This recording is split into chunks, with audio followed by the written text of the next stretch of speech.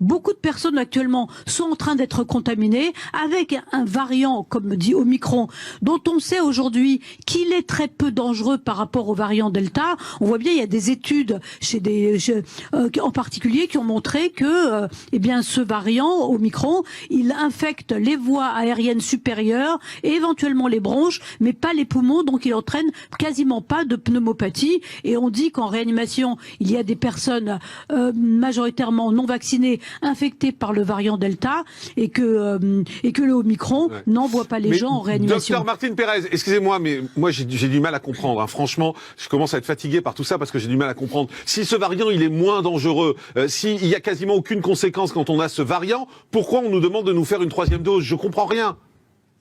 Parce que d'abord, il y a une circulation mixte de Delta et de Omicron en ce moment. Mais on nous dit qu'il est quasiment majoritaire partout. Le seul problème, c'est qu'en France, visiblement, on n'a pas les moyens de détecter le variant Omicron, donc on n'a aucun chiffre. Non. Non, on n'a quasiment pas les moyens par rapport aux autres pays. On nous dit qu'il est quasiment majoritaire. Pourquoi est-ce qu'on oblige toute la population à faire une 3e dose dans ce cas-là? Non, mais la 3e dose, comme vous savez, c'est beaucoup de maladies virales. On s'en fout de l'attraper si on n'a aucun risque.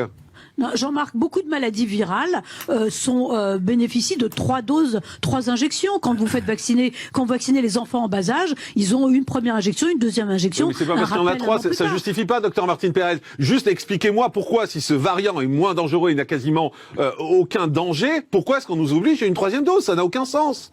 Mais enfin, en tout cas, pour ce qui est du variant Delta, la 3e dose mais là, protège. on est sur Omicron. Mais il n'y a pas que du Omicron en ce moment. Il y en a 95% dans tous les pays européens.